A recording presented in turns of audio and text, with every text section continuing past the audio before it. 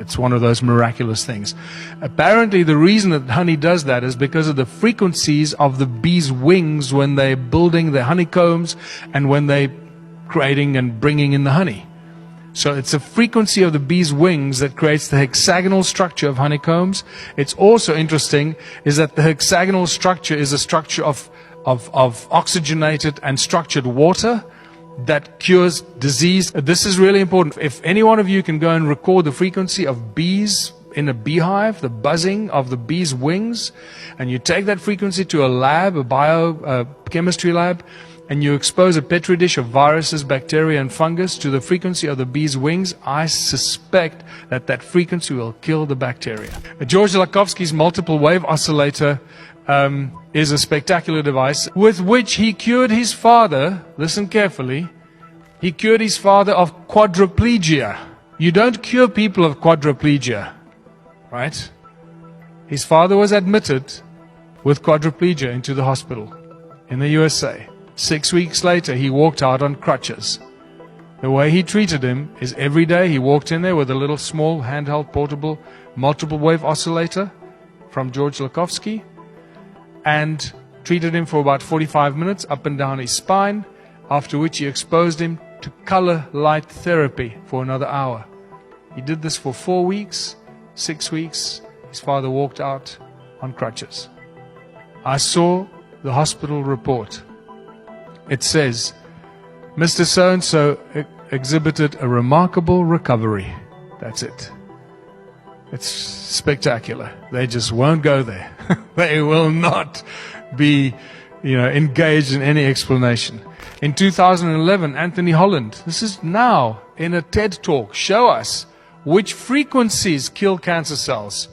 Very briefly. Okay, he tells us between 100,000 hertz and 300,000 hertz kills cancer cells.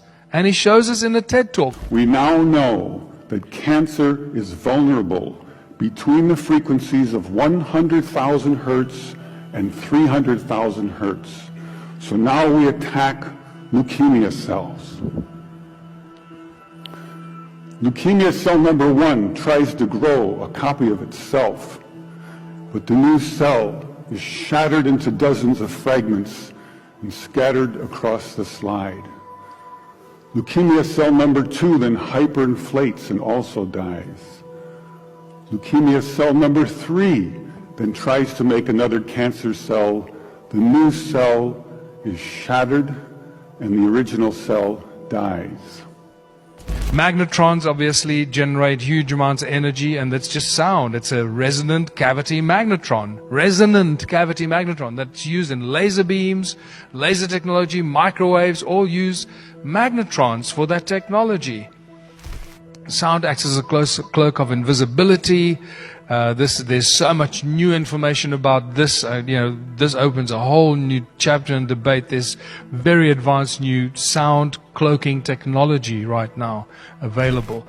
This plastic 3D acoustic pyramid acts as a acoustic cloak, make things invisible when you put it underneath it, when you expose that pyramid to specific sound frequencies.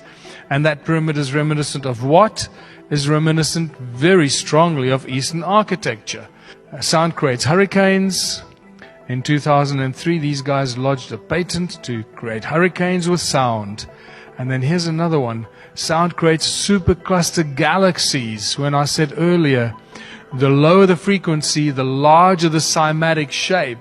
Now you've got a frequency that's 57 octaves lower than middle C, rumbling away from a supermassive black hole in the Perseus cluster in the key of B flat, creating a supercluster galaxy. And it's amazing. This is apparently an image of it. I like the one on the left because when you watch Hans Jenny's Cymatics documentary, that looks identical to the images of lycopodium powder on a metal plate with sound frequencies on it.